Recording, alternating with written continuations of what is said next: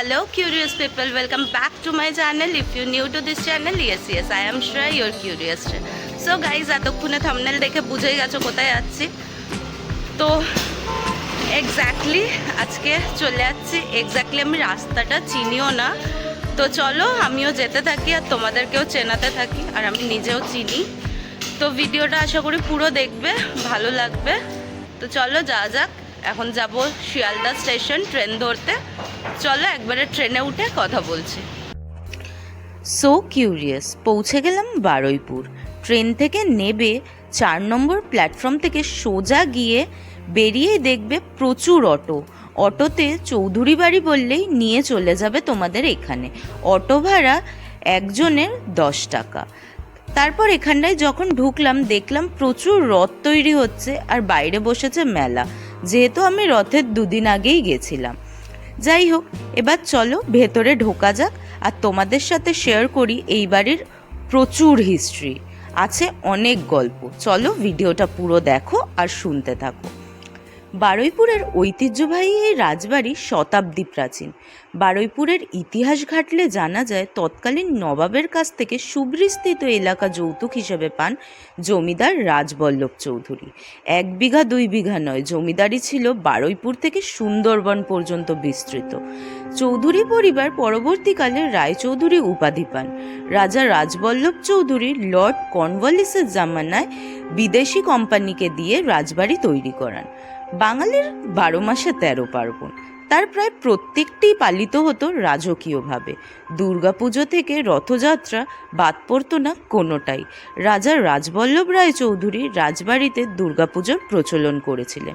300 বছরেরও প্রাচীন এই পুজো। শতাব্দী প্রাচীন এই পুজো নিয়ে জানা যায় এখনও 3 জন পুরোহিত মিলে দুর্গাপুজো করেন। প্রতিপদ থেকে শুরু হয় পুজো। সপ্তমী থেকে নবমী পর্যন্ত প্রতিদিন বলি হয়। অষ্টমীর দিনে রাজপরিবারের ছড়িয়ে ছিটিয়ে থাকা সদস্যরাও একত্রিত হন রাজবাড়িতে। একসময় নৈবেদ্যের ডালা সাজিয়ে প্রজারা আসতেন, এখন তা অতীত অবশ্য।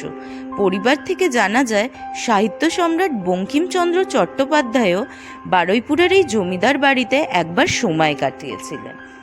এই বাড়িতে বসেই তিনি দুর্গেশ নন্দিনী উপন্যাস লেখা শুরু করেন। সাহিত্য সম্রাট যে টেবিল চেয়ারে বসে লিখেছিলেন সেটি এখনও যত্নে রাখা আছে জমিদার বাড়িতে। এখন এই রাজবাড়ি প্রায়ই দেয়া হয় শুটিংয়ের জন্য। শুধু সিনেমা নয়, বিভিন্ন শর্ট ফিল্ম ও সিরিয়ালেরও শুটিং হয় এখানে। মেকআপ রুম থেকে শুরু করে শুটিং চালিয়ে যাওয়ার সব রকমই ব্যবস্থা আছে এই রাজবাড়িতে। এই রায়চৌধুরী পরিবারের আদি বাড়ি রাজপুরে। সরকারি নিষেধাজ্ঞা থাকা সত্ত্বেও দুর্গাপুজোর সময় পারিবারিক ঐতিহ্য মেনে দশমীর দিন আজও জীবন্ত 2টি নীলকণ্ঠ পাখি ওড়ানো হয় রায়চৌধুরীদের দুর্গা দালান থেকে। 2024-এ দাঁড়িয়ে রাজবাড়ির অবস্থা এখন খুবই জীর্ণপ্রায়। ভেঙে পড়েছে ভিটে, ইটের দেওয়ালে জমেছে শ্যাওলা। জালনার খুলে যাওয়া খড়খড়ি ফাঁকে আজও লুকিয়ে আছে যেন অনেক ইতিহাস। ভিটে ভেঙে পড়লেও শ্যাওলা ধরলেও ঠাকুর দালানটি এখনও রয়েছে খুবই সুন্দর, এবং পুজোও হয় 3 বেলা। দুর্গাপুজোর সময় পেলে ঘুরে আসতে পারেন একবার এই বাড়ির ভূতের গল্পও আছে প্রচুর। শোনা যায় এখানটার প্রচুর মানুষ অনেক কিছু ফিল করেছে। ঠিক দাঁড়াও, পুরো ভিডিওটা দেখতে থাকো, তারপর তো তোমাদের ভূতের গল্পটা বলছি। তো আশা করব পুরো ভিডিওটা দেখার। তো দেখো, আস্তে আস্তে আরও স্টোরিগুলো শোনাচ্ছি।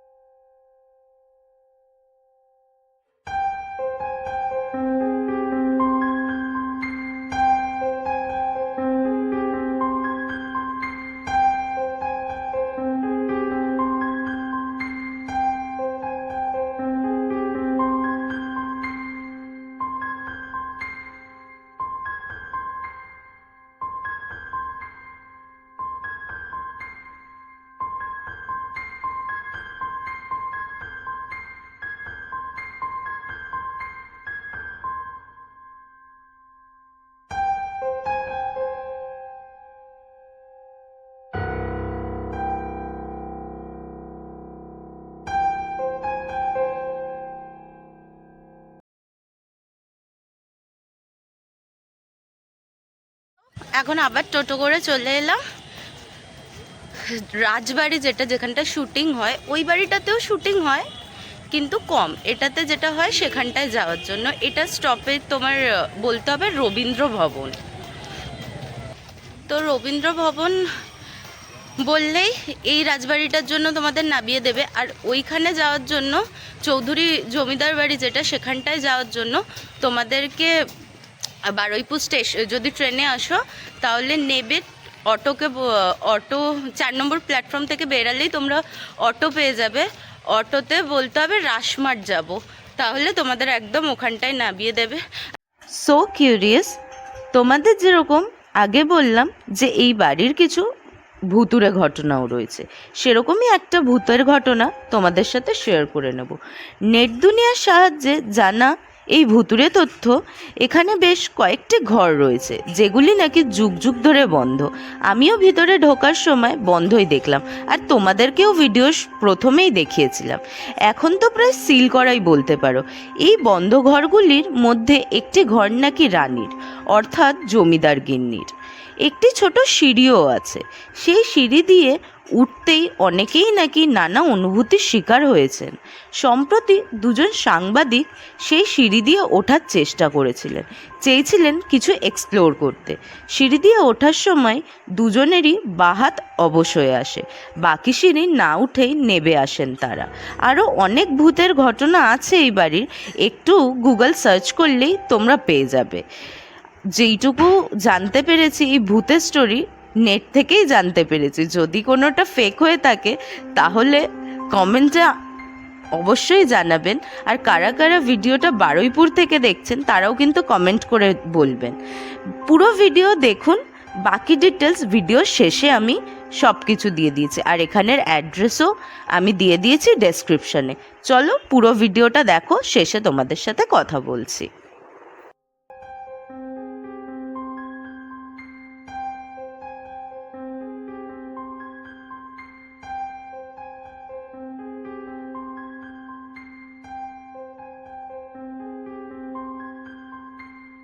কিউরিয়াস, যাই না সাউন্ড ইকো হচ্ছে হয়তো।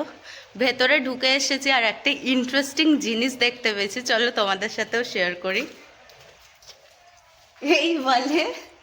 এই ওয়ালটায় আমার নাম লেখা শ্রেয়া, এখানটায় শুধু কিউরিয়াস শ্রেয়া লিখে দেওয়া উচিত ছিল, তাহলে পুরো আমার ইউটিউবার নেম হয়ে যেত।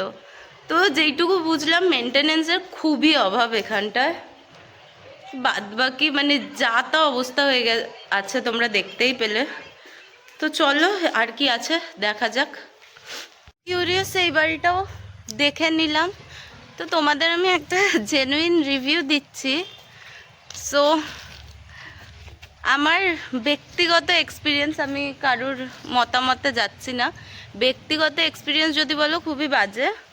প্লাস বৃষ্টিও নেমে গেছে প্রচণ্ড জোরে, তো আমি বলবো এসো না, তোমরা ওইটায় যাও, ভগবানের দর্শন করো, ঠাকুরের দর্শন করো, তাও বেটার। বাট এখানটায় এসো না। শুটিং যেখানে হয় সেই জায়গাটা তো বন্ধই থাকে, নর্মালি ঢুকতে দেবে না, জোরে বৃষ্টি নেমে গেল, নর্মালি ঢুকতে দেবে না। সেই জন্য এখানটায় যেইটুকু আছে সব ভেঙে চুরেই গেছে, প্রায় ভেঙে চুরেই গেছে। সো আমি বলবো বেকার তোমাদের সময়ও নষ্ট, সব কিছুই নষ্ট আসাটা। কারণ যারা এখানে থাকে তারা ওই সাইডে একটা নতুন বিল্ডিং করে থাকছে, আর বাদবাকি সব ভেঙে চুরে গেছে। তো বেকার টাইম নষ্ট হবে, আর কিছুই না, সেরকম দেখার মতন কিছু নেই। এর থেকে আমি বলবো তোমরা যাও রানী রাসমণির বাড়ি ঘুরে এসো, আমার চ্যানেলের ডেসক্রিপশানে লিঙ্ক দেওয়া থাকবে, ক্লিক করে দেখে এসো, ওখানটায় গিয়ে ঘুরে আসতে পারো। চলো এবার এখান থেকে যাই, প্রচণ্ড জোরে বৃষ্টি পড়ছে, তারপর আগে কি করি দেখাচ্ছি। সো কিউরিয়াস, ফাইনালি এসে গেছি বাড়িতে, মানে জাস্ট প্রচণ্ড এক্সস্টেড লাগছে। তো তোমাদের যেরকমটা বললাম যে তোমরা যদি তাও পুরনো বাড়ি ফাড়ি দেখতে ভালোবাসো তাহলে অবশ্যই যেতে পারো, তাছাড়া এমনি দেখার মতন সেরকম কিছুই নেই। আর বেকার টাইম নষ্ট হবে আর টাকাও নষ্ট হবে। তো আমি ফিরলাম বাসে, ওখান থেকে 218 মৌলালি অবধি এলো, বাসে ফিরলাম।